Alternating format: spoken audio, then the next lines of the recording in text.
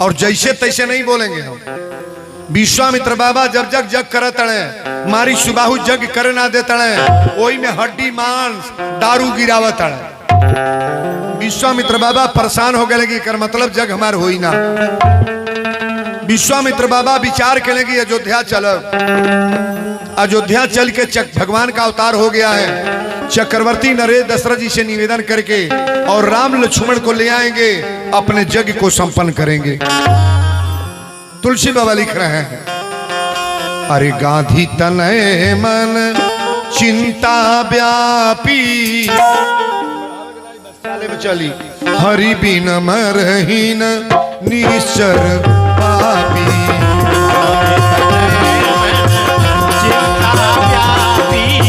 हरि बिनु मरहीन निश्चर पापी। ज्ञान विराग सकल गुण नैना सो प्रभु हम दे खब भर नैना। ज्ञान विराग सकल गुण नैना सो प्रभु हम दे खब भर नैना। विश्वामित्र महामुनि ज्ञानी बसही विपिन शुभ आश्रम जानी। विश्वामित्र महामुनि ज्ञानी बसहि विपिन शुभ आश्रम जानी। बोल दी श्री विश्वामित्र महाराज की। ताकब हमरा और है इतना बड़ा मंदिर बनल बना, पूरा गांव एक नाव नहीं ले ले हुई। एक के जन नाव ले लो कि हनुमान जी का मंदिर बनो। गांव में पता कल के नाव ली हो। वो आदमी बढ़िया काम करे बा कि बुरा अच्छा किया है। अब पूरा गांव के 100 जन से मंदिर बन गया। मंदिर बढ़िया बना है कि नहीं? हनुमान जी आए हैं तो अच्छा है कि नहीं? इसके साथ साथ जगशाला भी बन गया। जगशाला अब तक जेकर मन करते जग ठान दे जगशाला बटले बा। खाली पंडित आ कथाकार बुलाओ के बाद जग करा लो। अब कोनो मेहनत बा हो जगी में पैसा लागी हमें। पैसा वही के लागी बाजा लाइट माइक। विद्वान बुलाओ तो विद्वान और रामलीला बुला के वो करा लो। लेकिन एक निवेदन करेंगे, जग जब भी करो पूरे गांव के लोगों से मैं निवेदन करूंगा। सिकटा बड़गांव बगल में ही गांव है, बेलोनिया भी पासे में है। हर गांव के लोग यहाँ हैं। हम निवेदन करेंगे जग में जब आए तो पहले अपनी नजरिया विचार बदलने का प्रयास करो। चरित्र अगर बदल गया, स्वभाव बदल गया तो भगवान से मिलान हो जाएगा। साधु के भरोसा केकरे ऊपर रहेला? केकरे ऊपर? तो हम लोग के ऊपर, भगवान के ऊपर। साधु का भरोसा भगवान के ऊपर। आए आप लोग भगवान का भरोसा नहीं, आप लोग इंसान के ऊपर भरोसा करते हो। जगिया शुरू भल बना कई जन कहलो चला फलाने बाबू बाणा फलाने पटल बाना न दे दिया हो जाए। फलाने दे दिया तो हो जाए, क्यों कदी हले से हो जाए। अगर वो ना दे तो हो जाएगा। है सबके मतिया हुआ फेरे वही मती घुमाते हैं। रात जे रुपया लेके आए वो रुपया लेके घरे चल गए। जब भर भर पड़ल तो हम कहनी के मांगे जा लेके जा ले जा अपन अपन पैसा गठिया चल गलू जा। कल चढ़ावा हो पौलस आ कथा जब सुनो तो बुनी पर चाहे पानी बरसो, लेकिन ये चढ़ोतरी करके ही जाना चाहिए। बहुत बड़ा दोष लगता है महाराज। विश्वामित्र जी जब पहुंचले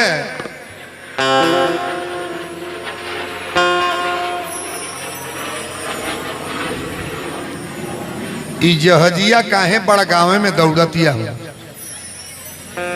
क्योंकि निगरानी न करतिया है।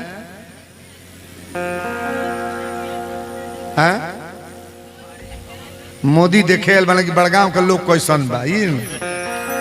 तड़ी मोदी देखे आल बड़ा। मोदी तो देखते बड़ा सबके। बोलो सच्चे दरबार की जय। विश्वामित्र बाबा जब पहुंचले तो दशरथ जी अपन सकल समाज लेके अले लेके गईले। विश्वामित्र बाबा के प्रणाम कैले। आ प्रणाम को के अपना दरवाजा पर ले गए, कुर्सी पर बैठौले। आ कुर्सी पर बैठा के कहले गुरुदेव अइला के कारण बताई कि रौरा कौना हेत काहे दिया बली। देखिए साधु अगर दुआरे पर आवे तो जान ली हमार कल्याण होई, और साधु आयल गल बन क दे तो जान ली अब हमरा बर्बाद होके के बा। बड़ा भाग होला तेकरी द्वार पर साधु आवेले। साधु का आना बुरा नहीं है, बहुत अच्छा है। बोलो सच्चे दरबार की जय। गोड़ धो के विश्वामित्र बाबा बैठौले। विश्वामित्र बाबा जब बैठले पैर धोआ के तो कहले राजन तोहरा लगाइल बानी कुछ मांगे। कहले खेत मांगी दे दी, रुपया मांगी दे दी, सेना मांगी लगा दी, आपको क्या चाहिए बोलिए क्या चाहिए आपको। कहले कुछ ना चाहिए, अनुज सहित देहु रघुनाथा, राम लक्ष्मण के दे दा हमार जगी हो जा। जगी में राक्षस लोग उत्पात मचावे तारे। आज अभी बतिया सुनले दशरथ जी हड़ाक दे जमीनिया पर गिर गई, हड़ाक दे जमीन पर गिर गई। का कहले कि चौथे पन पायो सुतचारी, अभी प्रमांगे हो नहीं बचन बिचारी। चौथे पन पायो सुतचारी, विप्र मांगे नहीं वचन विचारी। चौथे पन पायो सुतचारी, विप्र मांगे नहीं बचन बिचारी। चौथे पन पायो सुतचारी, विप्र मांगे नहीं वचन विचारी। बोल दी श्री विश्वामित्र जी महाराज की जय। अच्छा 4 गो बेटा रौरा बाल है, एगो अनहर बेटा होके अनहरा के वीरेंद्र बाबा मांगत के दे लड़का दे। ये बड़गांव में केहू से 1 कट्ठा खेत मांगी तो लोग दे दी, नहीं मिल जाई, नहीं पा जाई। हो जौन बड़ा गरीब बा वो कहिया बाबा है हमार जमीन में जू बौसी रहो दे, नहीं दे दी। लड़को दे दी, लड़का औलाद नहीं कोई देगा महाराज। आप सब कुछ दे दोगे लेकिन औलाद नहीं। दशरथ जी जमीनिया पर धड़ाक दे गिर गए, छतिया पीट के रोवे लगले। कहले कि सरकार चौथे पन पायो सुतचारी, अब विप्र मांगे नहीं बचन विचारी। राम देत नहीं बनत गोसाई, राम के ना दे। वशिष्ठ जी लगवे रहले, कहले ए राजा दशरथ तोहर लड़का 4 गो कैसे भइले। कहले जग करावल गल तो भइले। कहले जग करावल गल तो बेटा भइले, आ जग करावे के मांगत रहे तो पुत्र के ना देब।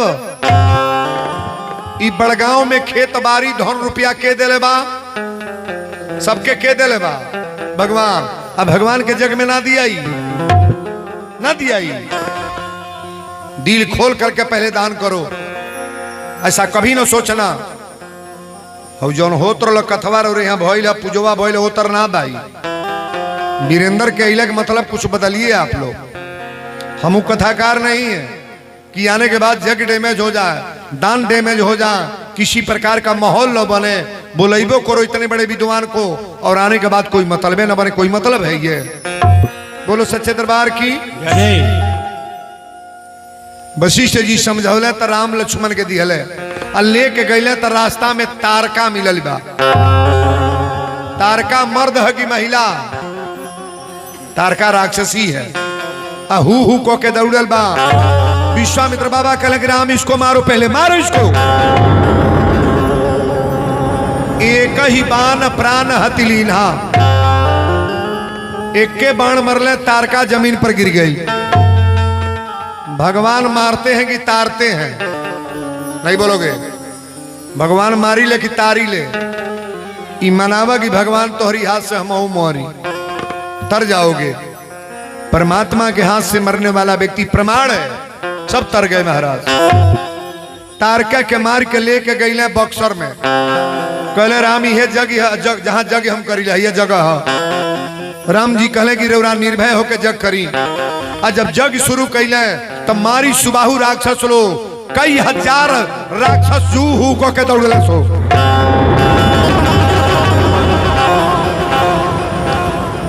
अब बिना फन के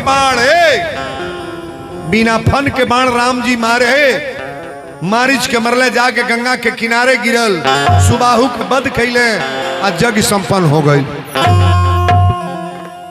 भगवान जहां रहेंगे वो जग नहीं होगा। इस जग में डायरेक्ट है कि नहीं? अरे हनुमान जी हैं तो भगवान है ताको। सुंदर प्रसंग है ये। राम जी कहले गुरुदेव अब तेरा और जग हो गई, अब हमनी के चले दें। कहले कहाँ? कहले हम अयोध्या जाए। अयोध्या विश्वामित्र बाबा कहले कि राम ई छोटकी जग रहल जौने जग के कोयला है, बड़की जग तो बटले बा कौन? धनुष यज्ञ की धनुष यज्ञ सुनी रघुकुल नाथा, अहरसी चले मुनि वर के साथा। धनुष यज्ञ सुनी रघुकुल नाथा, अहरसी चले मुनि वर के साथा। धनुष यज्ञ सुनी रघुकुल नाथा, हरसी चले मुनिवर के साथा। धनुष यज्ञ सुनी रघुकुल नाथा, हरसी चले मुनिवर के साथा। धनुष यज्ञ सुनी रघुकुल नाथा, हरसी चले मुनिवर के साथा। अब जनकपुर में चलल बड़ा ताका है ने, ये भगवान की कथा है। रास्ता में गईले तो एगो पेड़ सूखल बा, सब बगीचा के पेड़ सूखल बा, चिड़ई चुरुंगना बाड़े, अब पत्थल बन के एगो नारी बैठल बा। कौन नारी है? पत्थल कौन औरत बनल बा? केहू जानता नहीं क्या? तू बोलन तू तो चंदन लगौले बारी। हाँ अब के कलिया ही लिया। गौतम ऋषि की नारी यही लिया है, पति के श्राप के कारण पत्थल बनी है। हम लोग के तपस्या कल जाला कि भगवान कहियो न कहियो थार चरण आवो। केहू अमावसा के दिया जरावेला, केहू दीपावली मनावेला, ए बाबू केहू धनतेरस मनावेला। सब भगवान के चक्कर में बा कि परमात्मा हमारी घरे और कृपा हो। कृपा कब होई? पहले विचार बदलो आप। विचार में अगर गंदगी है तो मैं बोल रहा हूं तुम्हारे घर में कभी बरकत होने वाली नहीं है। राम जी कुछ कहले कि गुरुदेव कौन महिला है? विश्वामित्र बाबा कहले राम गौतम नारी श्राप बस उपल देह धरि धीर, आ चरण कमल रज चाहती, कृपा करहु रघु वीर। ये गौतम ऋषि की नारी यही लिया है। अपने चरण से स्पर्श करो ना। राम जी जब स्पर्श कैले तो हिल्या फिर नारी बन के आई, आ कहलस मुनि श्राप जो दीना अति भलकीना। आज हमारा पति के श्राप ना रही तो भगवान से भेंट ना हुई, अब भगवान से भेंट ना हुई तो हिल्या हमारी उद्धार नहीं। भगवान से जरा भेंट हो गल उद्धार हो गल कि ना। आगे चलने का गंगा अवतरण की कथा। राम जी पूछले गुरुदेव धरती पर गंगा जी कब आई हैं? तो विश्वामित्र बाबा कहे कि तुम्हारा परिवार के पूर्वज रहना भगीरथ। भगीरथ ने इस धरती पर गंगा को लाया, और काहे लिए कि अयोध्या के पूरा परिवार तरेगा। अच्छा ये गंगा धरती पर आई बड़ी तो हम लोग को तरत नहीं कि ना? नहीं तरते हो? सब लोग तरते हैं ना। अब लेके डायरेक्ट मिथिला में गईले। अब मिथिला में गईले तो राजा जनक के मालूम हो गई कि विश्वामित्र जी का आगमन हुआ है। विश्वामित्र बाबा जब गई बड़े तो राजा जनक जी अपन सकल समाज लेके गईले। अब विश्वामित्र बाबा से वार्ता होके लागल, प्रणाम दंडवत। तबले तो रामो लक्ष्मण आ गईले। और राम लक्ष्मण के जब जनक जी देखले तो कहले महाराज ये बच्चे कौन है? कहले ये चक्रवर्ती नरेश दशरथ के पुत्र हैं, ये बड़े वाले राम हैं और छोटे वाले लक्ष्मण मेरे यज्ञ को करने कराने के लिए इनके पिता भेजे थे महाराज। राम जी के देखले जनक जी तो निहारते रह गईले। धनुषवा जौन धैले रहले इनहू के चिंता रहे कि का जाने के धनुष तूर पाई की। जब जनक जी देखले तो ये सोच ले कि तो ब्रह्म है। अच्छा एक बात बताओ, चेहरा देख करके बड़कपन मालूम हो जाता कि नहीं? हरिजन घर के पतो ही होक है, अगर हिसाब से बा, पहिरत उड़तिया, बैठत उठतिया, प्रेम से बोलत बतियावतिया, वही के कहल जाई बड़े आदमी है। अब मातावा बाड़ी, मातावा मातावा, न चले के सहूर, न बोले के सहूर, न बतियावे के सहूर, लब लब लब लब गप गप गप गप कैले बड़ी धोर का कहो ओ को बड़े आदमी कहल जाई। जाति से मतलब ना बा, ध्यान से सुनना, जाति से कोई मतलब नहीं है। वीरेंद्र बाबा सबको कहते हैं, ये कथा मेरे परिवार में भी सुनाई जा रही है, हमारे घर के लोग देख रहे हैं। जात कितना हो बड़ा बन जाओ, कर्म से बड़ा बनो आप। जायसवाल के मेहरारू बा, यादव के मेहरारू बा, दुसादे के मेहरारू बा, पटेल के मेहरारू बा, सुन लो, सिंह के मेहरारू बा, अगर इज्जतदार बा, चरित्रवान बा, तो कर गांव में गर्दा गर्दा मौज जाई। हाँ तो फलाने का पतोई, फलाने के मेहरारू बहुत बड़े आदमी। बड़े आदमी रूपे से होला, आदमी रूपे से, रूप वाला तो कहो गो बाड़ी पतो, सासू के या ससुर के, अब का कहीं होता है। बेग लटकावत या पड़वना जरूर जाए, तुरपट्टी जरूर जाए, आ कहीं नहीं जाई तो कुबेर स्थान दिन भर ओकर लाइन लगल रही। का जानी कौन चीज घटल रहता ओकरा। एमेलान के होबा है कल के हो भाजा चल दिया बेग लटका के।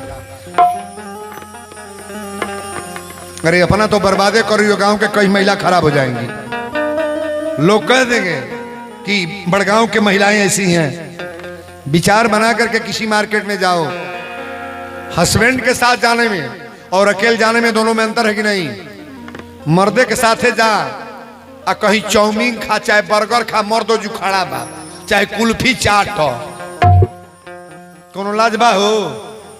हमार मर्द खड़ा बा, हम जे तर मन कर खाई।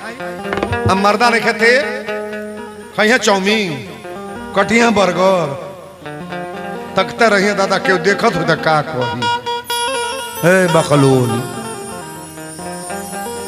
चैंपियन गांव हो जो कुल होत नहीं हो, पूछब कहाँ ले पहुंचल बानी यहाँ के। आधा घंटा हो गल ना, गोरखपुर हेल गलू की बाड़ी है ना, ये कथा सुने आयल बाड़ी, सुत ले वही में है तरह होती अड़ी, है तरह हो दादा। बोलो सच्चे दरबार की जय। अरे इतना सुंदर आज के प्रसंग बा, लाइनिया तनियावे न दो। राम जी कहले गुरुदेव, राजा जनक जी तो चल गए, राम जी कहले गुरुदेव तनी लक्ष्मण चाहता ना जनकपुर घूमल, घूमे के मन कैले बा राम जी के, ससुराल देखे के मन करता राम जी के, आ केकर बहाना लेता ना लक्ष्मण के। मेहरारून का मन कैसे पूरा होला? लइकन के बदे की अपन है। बड़गांव के लोग सुन ले, अपना खाए के मन कैले बा, मर्द से कहिया सो ए रो 2 दिन से रोता, तनी बर्गर दुगो बनवले आई है, 2 दिन से रोता खाए के बा अपन है, 2 दिन से रोता, तनी दुगो चाट बनवले आई है, परसों में से रोता, तनी पाव भर मूंगफली ले ले आई। के खाई? बुझे वाला तो बुझते है बा, छोटका खाई, बड़का खाई, बड़का मर्दो बुझ जाना। हाँ तब बुझावत बुर्बक हमारा बलेश्वर यादव जी कहले बड़ा कि माता वही मर जाए जो नाने दूध छोड़ावे, अब पिता वही मर जाए जो विद्या नाई पढ़ावे, बेटा वही मर जाए जो बाप के नाम गवावे, अब बेटी वही मर जाए जो कुल में दाग लगावे, बोलत नाम सुकाई मरे मुटुअरी नारी, अब मर्द वही बस मर जाई बसे अपने ससुरारी। मर्दे के बोलत भर में जौन मेहरारू अगरा के न दौड़ल, मुस्किया के न दौड़ल, मर होश के न दौड़ल। वीरेंद्र बाबा कहले ऐसा मेहरारू फौर पर। अब में कोई जन हो या तो बड़ा हो,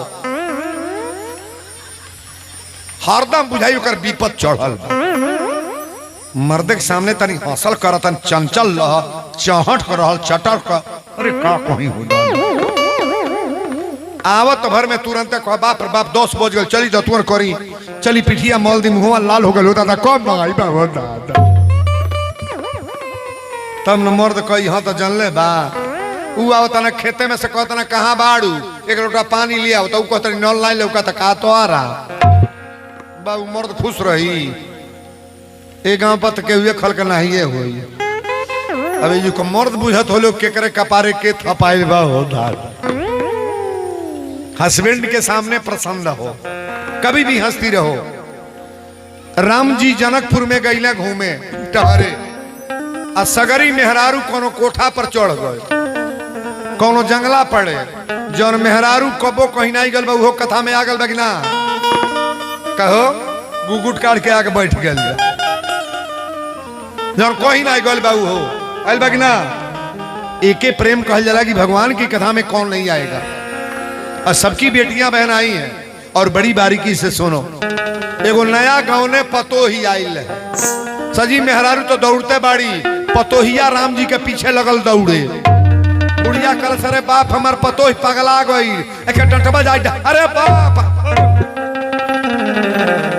पतोहिया कलश का गर्दा गर्दा कैले बाड़ू बुढ़िया कल तुम्हारा नया गवना भइल बा अभी न केहू मुंह देखल न केहू झांकल आ चलल बड़ घूमे लुका उघार के पतोहिया कल से अम्मा जी संसार के लोग भगवान के दीवाना भइल बा राम जी के दीवाना तन देख लो आ तू हमार दीवाना भइल बड़ू हमारे देह के कोनो कीमत बा आप बताओ यहाँ जितने लोग बैठे हैं किसी के देह का कीमत है और भगवान का अरे कीमत तो भगवान का है ना मिथिला के सखी लोग गावा तारी कि कनी फेरी रघुनाथ जी हमारी बोरिया कनी फेरी रघुनाथ जी हमारी बोरिया कनी फेरी रघुनाथ जी हमारी बोरिया कनी फेरी रघुनाथ जी हमारी ओरिया जी हमारी ओरिया हमारी ओरिया जी हमारी ओरिया हमारी ओरिया जी हमारी ओरिया कनी फेरी रघुनाथ जी हमारी ओरिया कनी फेरी रघुनाथ जी हमारी ओरिया कनी फेरी रघुनाथ जी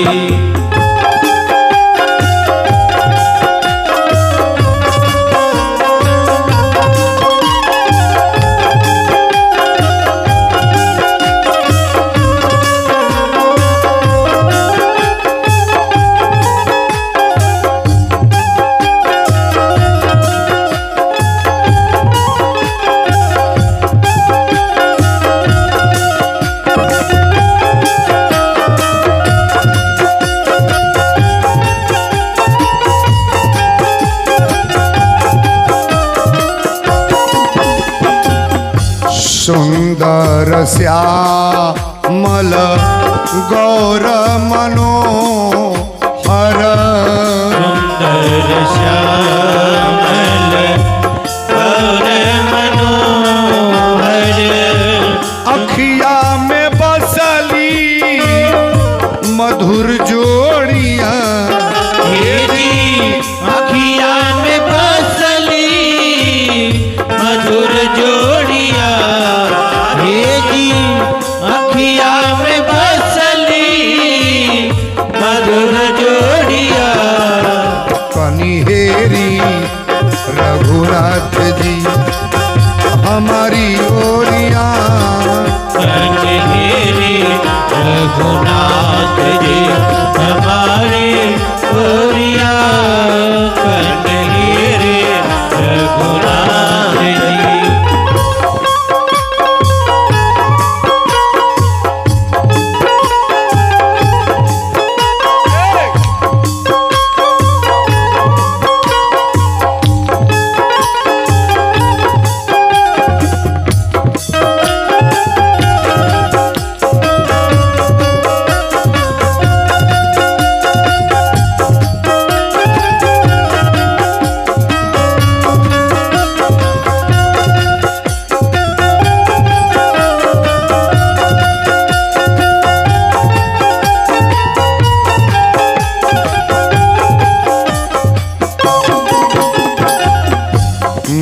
मिथिला में आके कैसन अरे जादू चलो ली। मिथिला में आके कैसन जादू चलवली। मिथिला में आके कैसन जादू चलवली। मोहिली हला मिथिला के सब गोरिया। हे जी मोहिली हला मिथिला के सब गोरिया। हे जी मोहिली हला मिथिला के सब गोरिया। कनिहेरी रघुनाथ जी हमारी ओरिया। कन्हेरी रघुनाथ जी हमारी ओरिया। कन्हेरी रघुनाथ जी।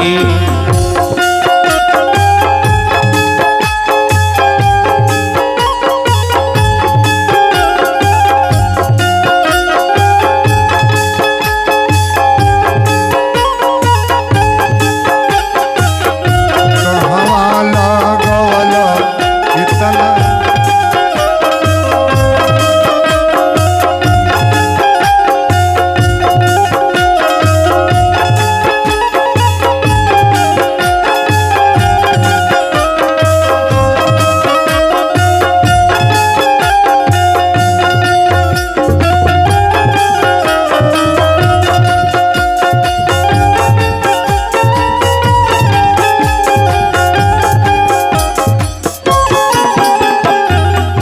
राम भद्राचार्य जी अब हंसी हे रहू।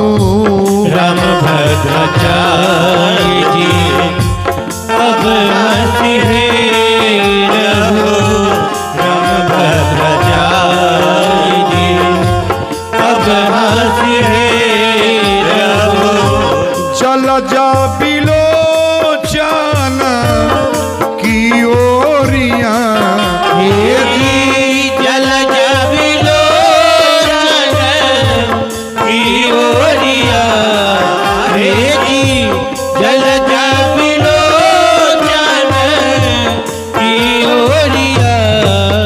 कनिहेरी रघुनाथ जी हमारी ओरिया।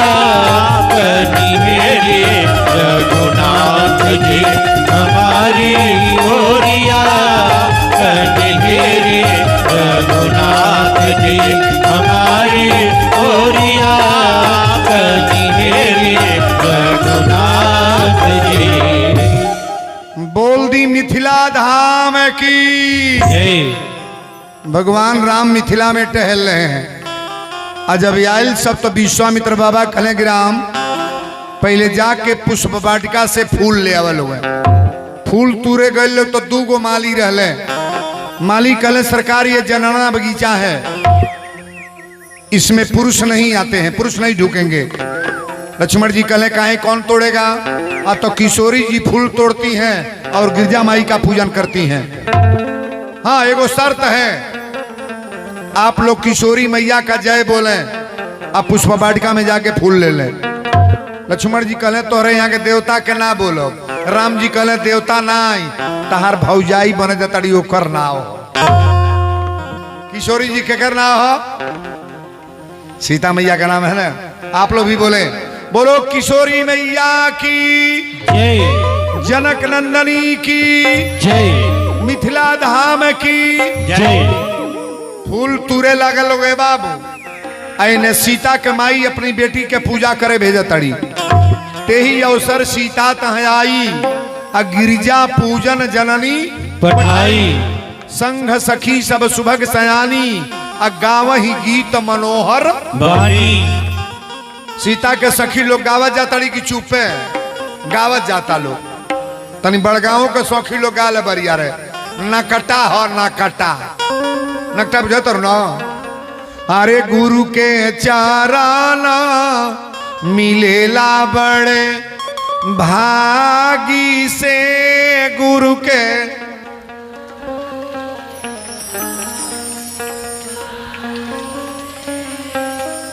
तो लगे गावल का सुनता नहीं तो हमारा बीमारी के बीमारी हो जाता। अब हे तर नकटा गवाई हे तारे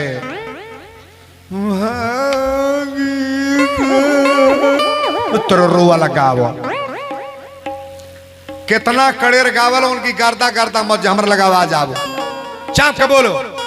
गुरु के चराना मिलेला बड़े भागी से गुरु के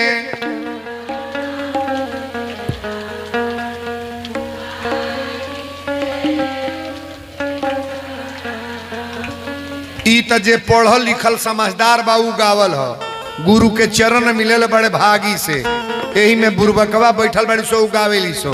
सासू जी के माराली ससुर के गरिया वाली सखी यो शुरू कर दो लोग ना। हाँ तो बाबू गजब का बाड़ू जा कहतो बानी बुरबकवा गावेली से। सासू जी के मरली ससुर के गरिया वाली अब भसुरु के दाग देहली आगी से गुरु के चरण मिले बड़े भागी हो अयो न कटे हो। हरे अंगनैया बीचे तुलसी धीरा करे के अंगनैया बीचे तुलसी लगई बे हरियाणा।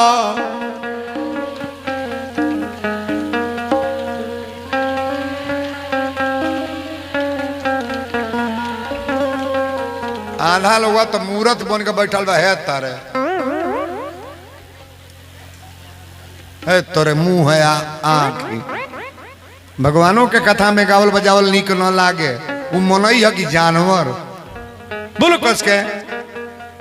अंगनैया बीचे तुलसी लगई बे हरियाणा।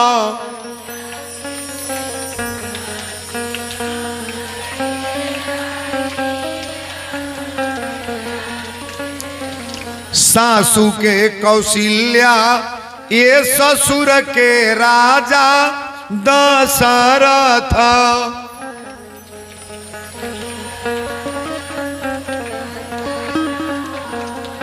सैया जी के राम मानी पूजबे हरियाणा नैया बीचे तुलसी।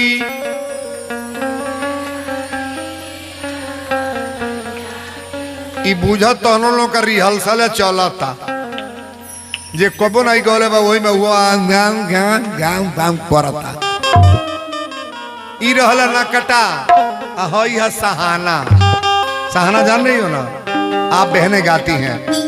अरे चलो सिया प्यारी गिरिजा को पूजन चलो चलो सिया प्यारी गिरिजा को पूजन चलो चलो सिया प्यारी गिरिजा को पूजन चलो। धीरे से पैर धरो प्यारी बहिनी धीरे से पैर धरो प्यारी बहिनी धीरे से पैर धरो प्यारी बहिनी। लीला है अजबे अपार अपार प्यारी बहिनी लीला है अजबे अपार अपार प्यारी बहिनी लीला है अजबे अपार। ई त सीता के सखी लोग गावतड़ी अपना बड़गांव सिकटा के सखी लोग का गावेली। अरे जड़ी मेरी साड़ी सलमा सितारा जड़ी जड़ी मेरी साड़ी सलमा सितारा जड़ी जड़ी मेरी साड़ी सलमा सितारा फुलवा लोढ़न में तो बगिया गई थी फुलवा लोढ़न में तो बगिया गई थी फुलवा लोढ़न में तो बगिया गई थी।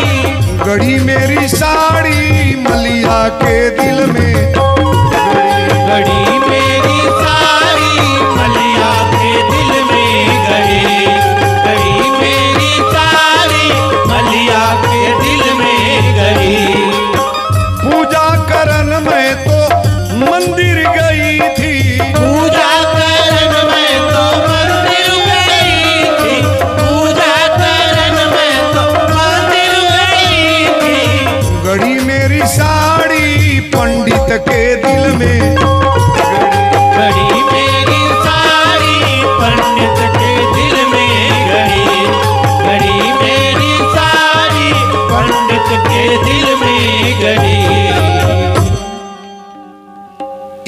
बोला सहाना। अच्छा लड़कियां इसको गाएं तो बढ़िया है कि नहीं है? नहीं अच्छा है। इतनी पर तो पीड़िया दहवावे जब जाता सो पीड़िया तो डीजे बना जाता डीजे। अरे यहाँ दहा लगना चिपरिया वाला खाली लइकने के गलती नहीं बा। दुर्गा जी के मूर्ति रखा था तो सजी लइका डाउन बड़ा सो गाना बजाओ तर सो नाचे तर को बाप हो बाप। मरल मूर्ति ले तरनो दहवावे ये कुल गीत बाजेला। तारा माई के लाश जाई तक गाना बजा कर नचबो। कतई ऐसा नहीं करना चाहिए। आ लड़कन से 20 होगल बड़ी लड़की का जाने जो होला कि नहीं हमारे यहाँ तो खूब होत। चिपरिया पाथल जो छोड़ावली सुनो डीजे बना जाता आओ में गाना बाजाता। अरे नैया के बीचे जैसे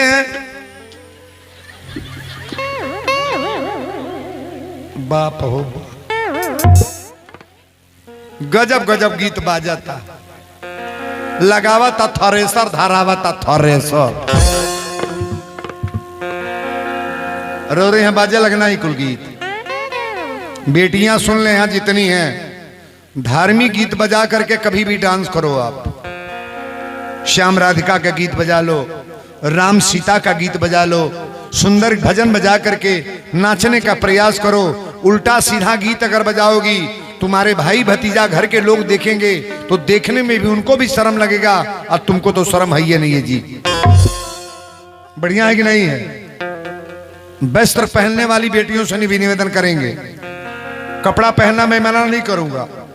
जींस पहनो शर्ट पहनो लेकिन भाई भतीजा के बीच में अगर कोई कपड़ा इस तरह का अश्लील कपड़ा पहनना है हम निवेदन करेंगे कतई अपने परिवार में ऐसा कपड़ा ना पहनो। आप ताली बजाओ बढ़िया रे।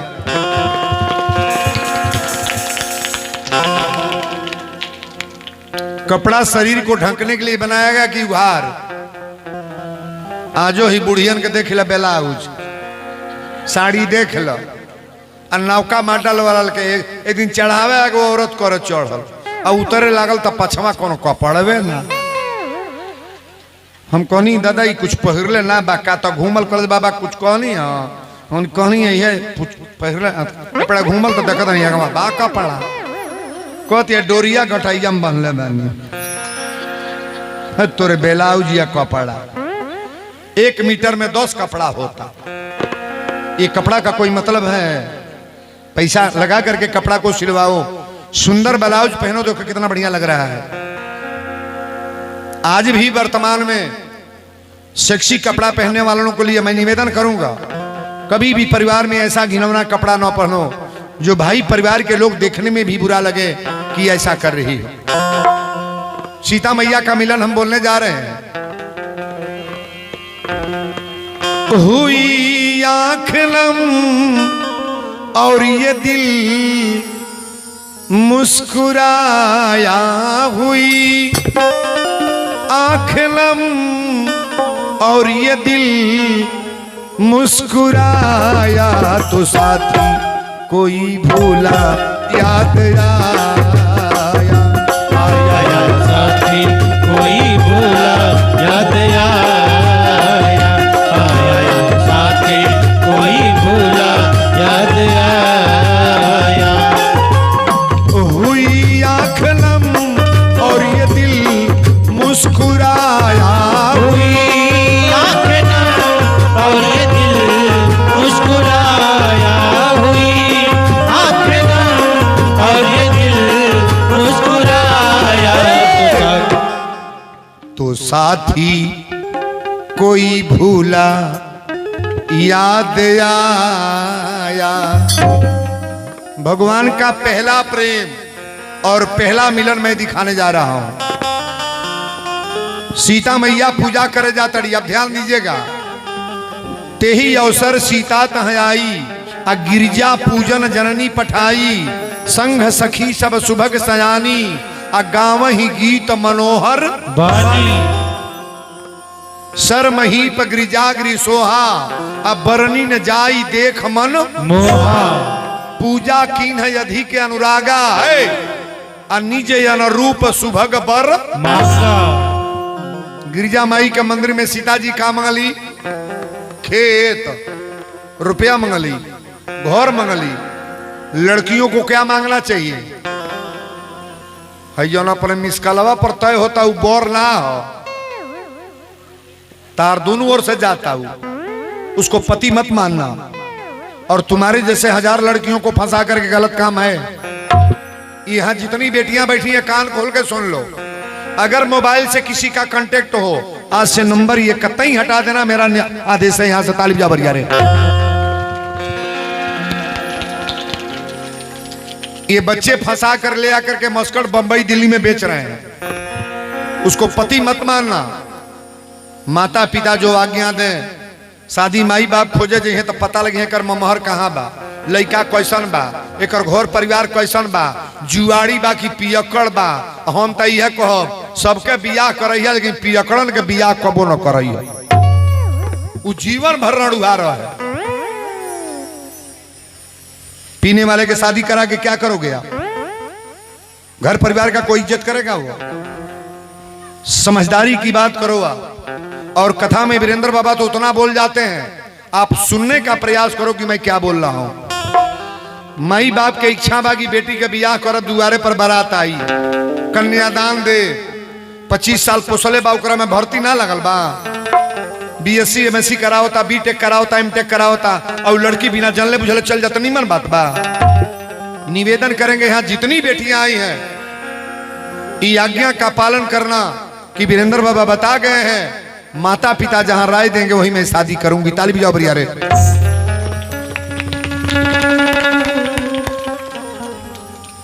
माई बाप का पगड़ी डुबाने का प्रयास न करो। कोनो हर जने के लड़का दारू पी के नाला में गिरल बनो तो लोग को ये चमरे न हो जाए पियले बा। अब पंडित जी के लड़का पी के ढहल बना तो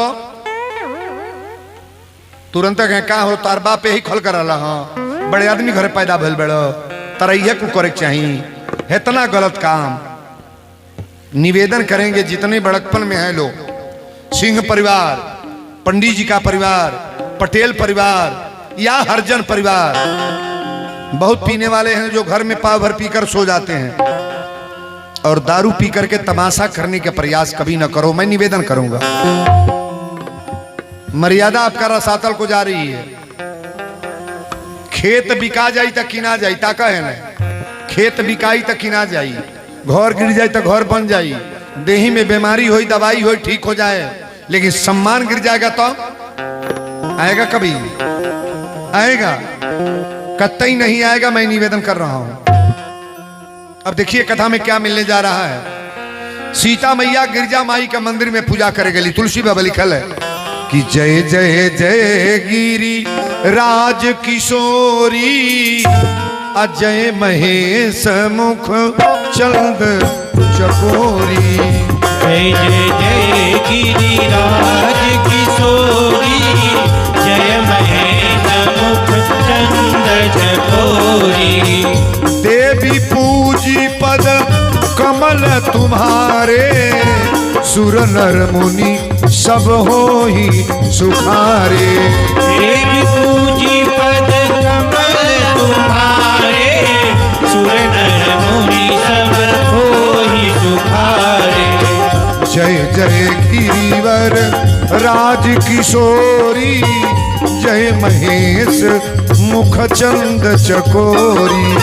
जय जय गिरिवर राज किशोरी, जय महेश मुख चंद चकोरी।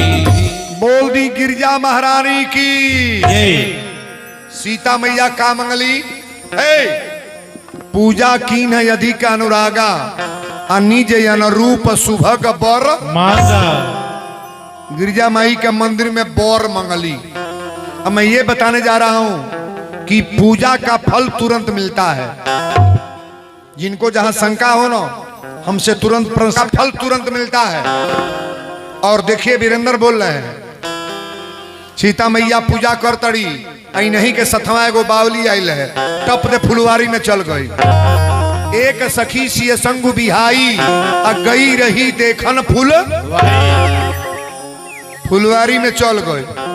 आ जब राम जी के देखलस तो कहलस बाप रे बाप, पत्थर के मूर्ति हो, आगी फोटो हो, हई गोरहरकू टेढ़ ताकत ना संवरकू तो करेजे में धंस गई। बाप हो बा। अरे राम का दीवाना कौन नहीं है। बावली भागल बा आ जाके कल से सीता ए सीता कली का चिल्ला तड़े। बावली कल चला फुलवारी में ना। आई माई के मूर्ति कहीं जाई ना, ई माई का मंदिर कहीं जाई ना। अब फुलवारी में आयल बालो अबे चल जाए तो भेंट ना होई। सीता जी कली कहाँ बालो आ कैसन तो बावली कहलस कि देखन बाग कुंवर दो आए अबे किशोर सब भांति सुहाए। दू जनी आयल बने जानी सांवर बने जानी गोरहर। तो गोरहर को तो ट्रेन तकला लगी, सांवर को हमरा हृदय में बस गल बारे।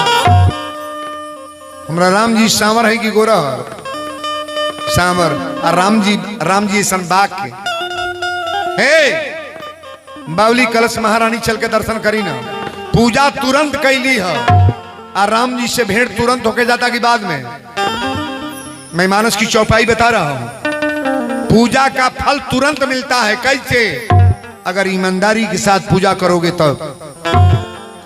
आरी फुलवर में आइल बाड़े दुई गो मूर्तिया हर मतिया मारी दिहले।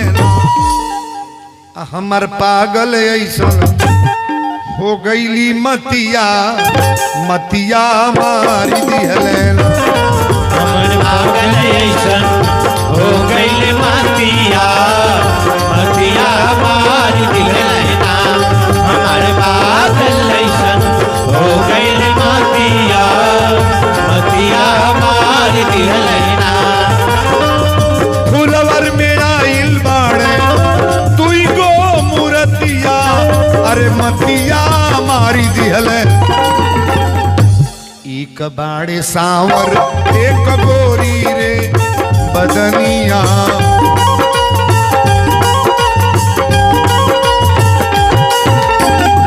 चमकीला चेहरा जैसे चाँद के चननिया।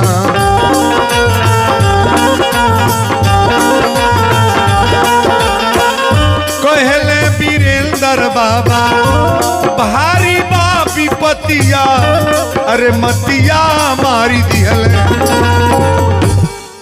सीता जी कहली पहले ही बताओ कहाँ बात हो। बावली कलश महारानी देखन बाग कुंवर दो आए दू जनी आयल बस। गोरहर को तो ट्रेन तकला लगी, संवरकू के देखले में हमार करेजा टूट गल। ओमे के दुल्हा नहीं बाला। अरे गोरे गोरे मुखड़े पे काला काला चश्मा। बजेबा एक लाइन। अरे गोरे गोरे मुखड़े पे काला काला चश्मा।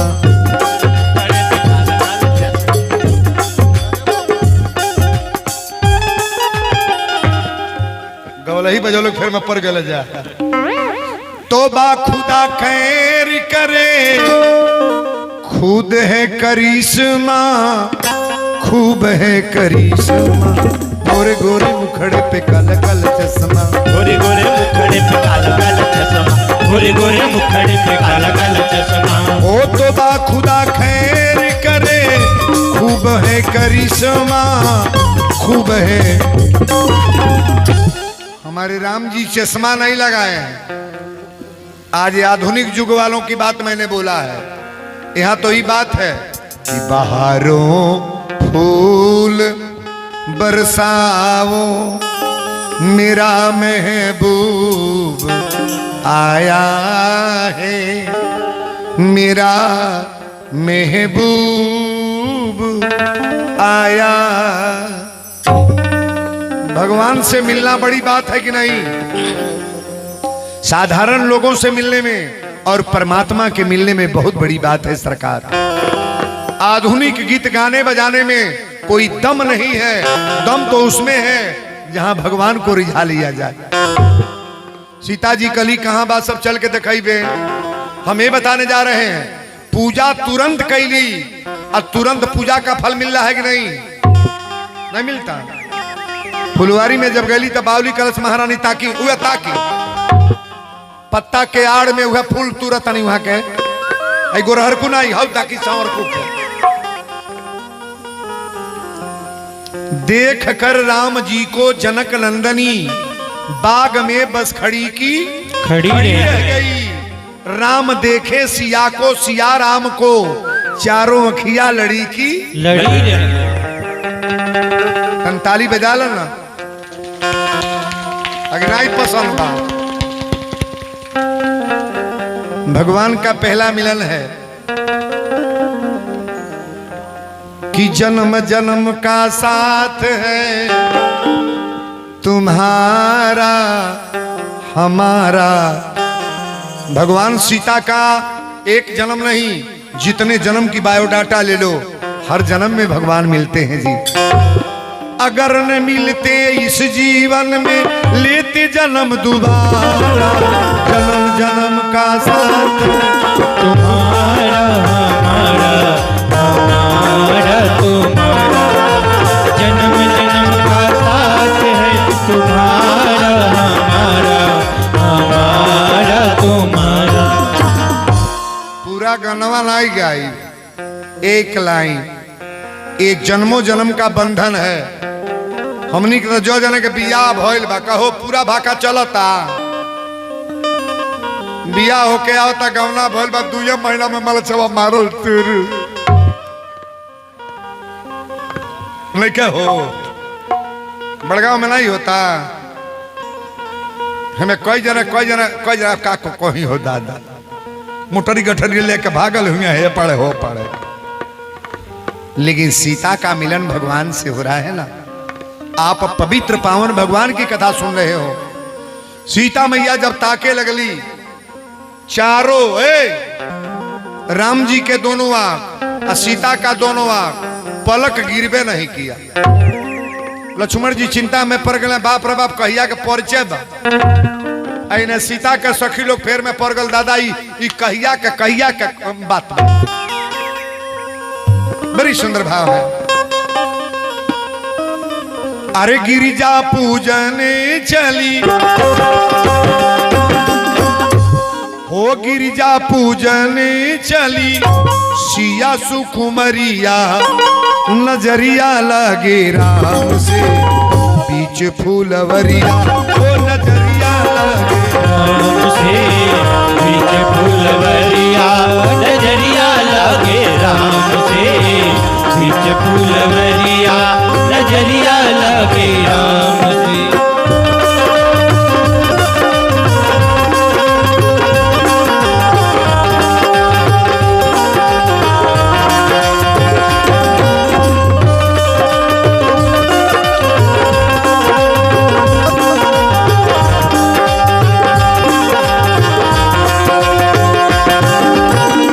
चनवा के ताकेला जैसे चकोर हो, वैसे निरखे सीता राम जी की ओर हो।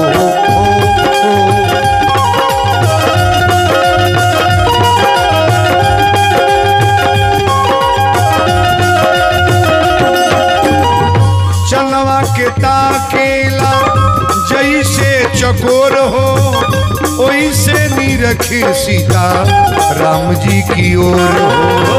वैसे निरखे सीता राम जी की ओर हो। वैसे निरखे सीता राम जी की ओर हो। निरखेला चंदा जैसे,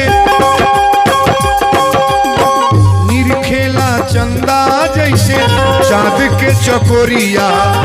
नजरिया लगे राम से हरी बीचे फूलवरिया। ए नजरिया लागे। बोलो राघवेंद्र सरकार की।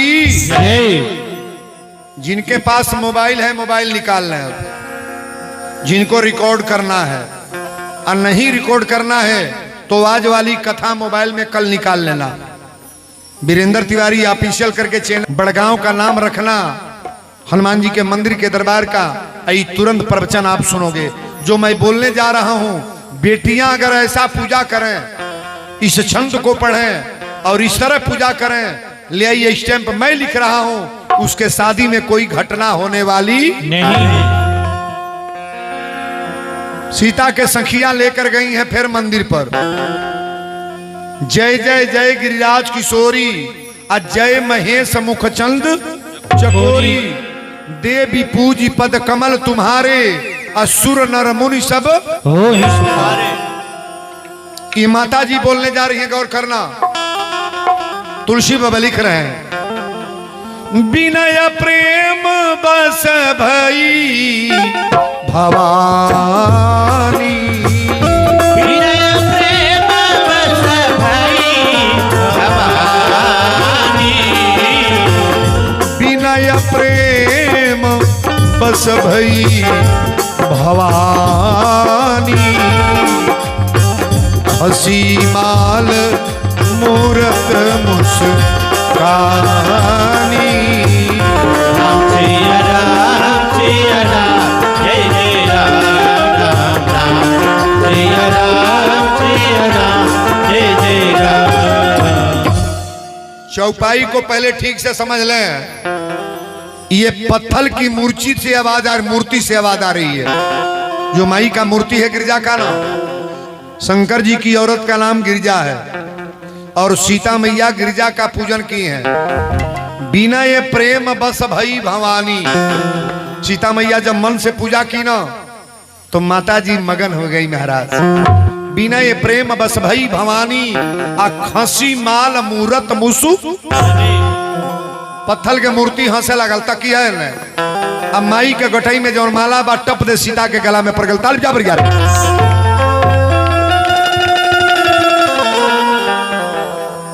मंदिर में के माला जौन गटई में रहल केकरे गला में आ गए, माता सीता के गटई में। आप मानस का सूत्र पढ़ने वाले लोग गौर करेंगे, यहाँ जितने मास्टर बैच के लोग हैं, शिक्षित वर्ग के लोग हैं, मैं मानस की चौपाई बोल रहा हूँ और ध्यान से समझने का प्रयास करना। बिना ये प्रेम बस भई भवानी आ खसी माल मूरत मुसु। मूर्ति मुस्कियाए लागल पत्थर के। आ माई के मूर्ति, गिरजा माई के मूर्ति का कहतिया, सुनु सिया सत्य आशीष हमारी। सुनु सिया सत्य आशीष हमारी। सुनु सिया सत्य आशीष हमारी। पूजहु मनोकामना तुम्हारी। राम सिया राम जय जय राम राम राम।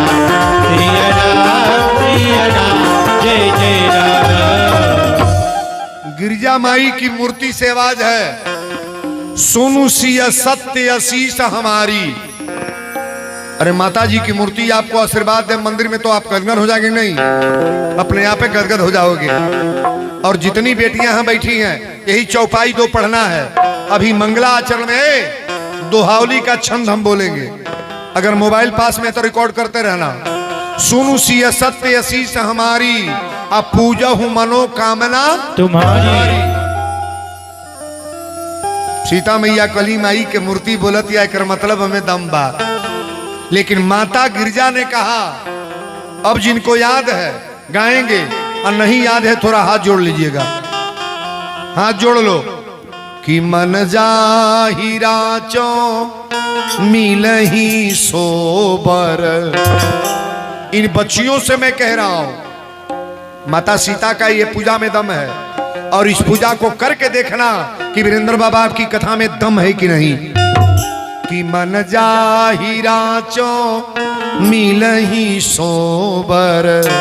सहज सुंदर सावरो करुणा निधान सुजान शील स्नेह जानत रावुरो। यही भांति गौरी हसी ससिया सुनी सहित हिया हर्षित अली। तुलसी भवानी पूजी पुनि पुनि मुदित मन मंदिर चली। मन जाहिरा जो मिलहि सोबर। सहज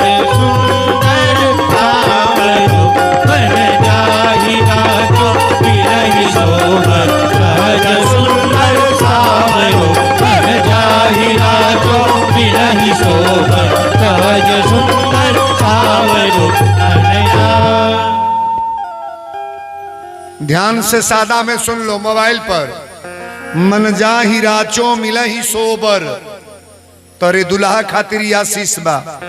माई गिरजा कहतड़ी मन जाहि राचो मिलहि सोबर, सहज सुंदर सामरो करुणा निधान सुजानशील, स्नेह जानत रावरो।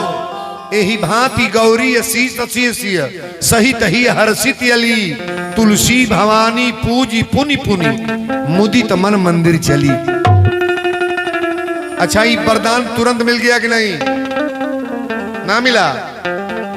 कथा कहीं गलत हो रही है, कोई चौपाई गलत है, दोहा का छंद गलत है। ये मानस का सूत्र मैं बता रहा हूं। अगर बेटियां इस तरह से पूजा करें, इनमें तो कोई लड़की तेरस भूखत हुई है। तेरसी के जल के चढ़ला, बेले के पतई बोईरी के चढ़ला हो।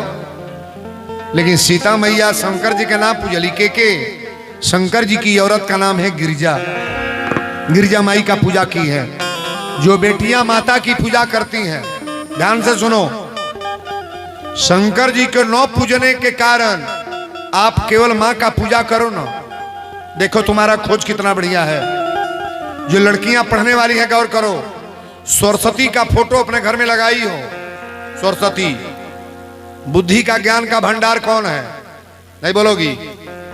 ये बुद्धि बदलने वाली कौन माता है? सरस्वती पूजा होता है कि नहीं? कौन बेटियां अपने घर में सरस्वती का फोटो लगाई? इतना हाथ उठाना। 1 2 3 4 मां 5 7 लड़की बाड़ी से। किसी देवता का पूजा न लगाओ। पढ़ने वाली छात्राएं सुन लो, कम से कम माता सरस्वती का तो फोटो लगा लो। आप तुम्हारी बुद्धि बदल जाएगी, नौकरी का कंपटीशन निकालोगी, सुंदर से सुंदर विचार होगा। और माताओं से कह दें, अगर पूजा करना है तो सरस्वती का पूजा करने वाली बेटियों का बुद्धि दिमाग और पढ़ने में इनकी योग्यता देखना कि मेरी लड़की क्या कर गई। लड़की लड़का जब आगे बढ़े ना, तो माइयो बाप का करेजा गदगद होला ना होला? ना होला? माई बाप के करेजा गदगद होला कि हमार बेटी बेटा बहुत लायक हो गई। और लड़का जब कुपात्र हो जाई ना, तो माई बाप बिना तो मौत के मर जाएंगे महाराज। गिरजा माई का आदेश आ गया, विनय प्रेम बस भई भवानी, खसी माल मूरत मुस्कानी, सुन सी सत्य असीस हमारी, अब पूजा हूं मनोकामना तुम्हारी। मनुजा हिराचो मिला ही सोबर, इतना ही पढ़ना है। दूगो चौपाई, जय जय जय गिरिराज किशोरी, जय महेश मुखचंद चकोरी, विनय प्रेम बस भई भवानी, खसी माल मूरत मुस्कानी, जय जय जय गिरिराज किशोरी, जय महेश मुखचंद चकोरी। मन जाहि राचो मिला ही सोबर। ये छंद अगर लड़कियां पढ़ेंगी, उनके जीवन में कोई परेशानियां नहीं। अच्छा, कौन कौन लड़की पाठ करेंगी? थोड़ा हाथ उठाना। लड़की, छोटी लड़कियां उठाओ हाथ, अथवा उठाओ ना। का हो एको कुमार लड़की में होया नहीं किस का? अरे बहू की, अरे बहू की। अच्छा तो हाथ उठाना है, कसम धारा उठाओ हाथ दोनों, उठाओ हाथ बढ़िया रे। बाप सजी पंडल में लड़की है बाड़ी सो, असल में बड़ी लाजातो न बाड़ी सो। पूजा करके नहीं हो रही है, नहीं हो रही है। माई बाप तो सुधर बेले, अब लड़की है लड़कन के सुधरे के बाद, लड़की है लड़कन के सुधरे के बाद। बड़ी सुंदर कथा का मोड़ आयल बा।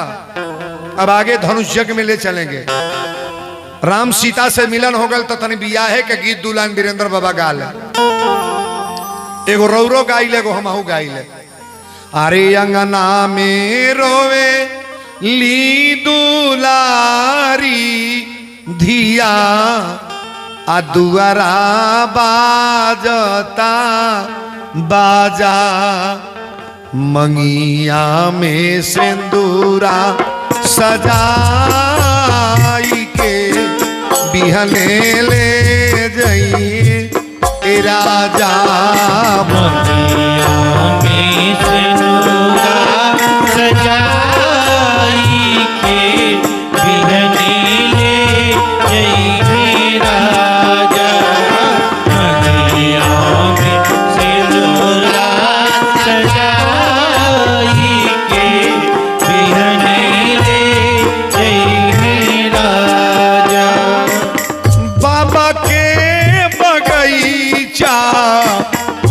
उखड़ली गाछी बाबा के बगीचा से उखड़ल गाछी दूसरा के खूंटा में बन्हा जइहे बाछी दूसरा के खूंटा में बन्हा रही है बाछी।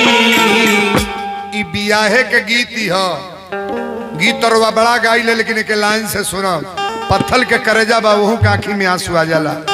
अरे बाबा के बगीचा से उखड़ली गाछी बाबा के बगीचा से उखड़ली गाछी दूसरा के खूंटा में बन्हा जई है बाछी दूसरा के खूंटा में बन्हा रही है बाछी ले जई है पगाहा पेन्हाई के बंद होई दरवाजा मंगिया में सिंदूरा सजाई के बिहने ले जई राजा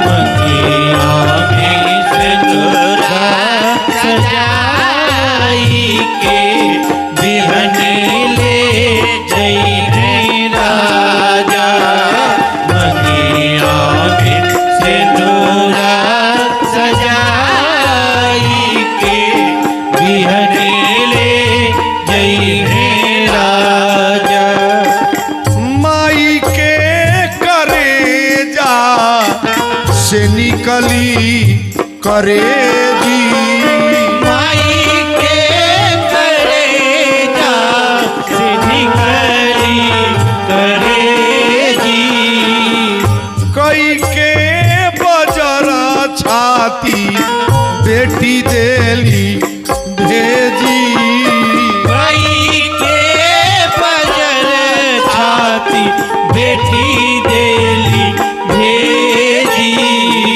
ले जई है पगहा पेन्हाई के बंद होई दरवाजा मंगिया में सिनुरा सजाई के बिहने ले जई राजा मंगिया में सिंदूरा सजाई के बिहने ले जई है राजा मंगिया में सिंदूरा सजाई के बिहने ले जई है राजा।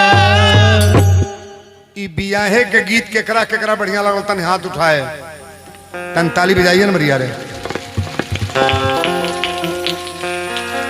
माई के करेजा से निकली करेजी आ कई के बजर छाती बेटी देली भेजी। जैया बेटी के विदाई होला ना ओ माई के छाती पर हाथ रख के पूछब कि तोरा दर्द कितना बा। ओ घर में केहू मर जा तो उतना ना रोई जितना बेटी के विदाई में दर्द होला। अब माई के दाह कबो सासुओ पूरा दी हैं। बहुत लोग कहले है बाबा है बाबा हमार तो सासु ऐसन माई के लेखा कबो सासु मिल जाई है। आपन बेटी 1 लीटर दूध गिरा दे तो कबो माई बोली ना। अब पतो ही पाव भर दूध गिरा दे तो तब ना बोली है। तुरंत कहीं अरे तोर माई बाप की ये सिखौले बा ये सिखले बड़े रे ये कोकेयाल बड़े ये सिखले बड़े ये जन भी यही तरह बेटियों को डांटन। लेकिन बेटी बेटी होले महाराज बेटी बहुत महंगा शब्द है। आज बेटी के कथा होता बहुत लोग के आंख में आंसू आ गए हुई कि वीरेंद्र बाबा जौन बियाहे के गीत रुबा गौली है बहुत अच्छा। अब 2 मिनट बीच में ब्रेक ले एक निवेदन करेंगे भैया।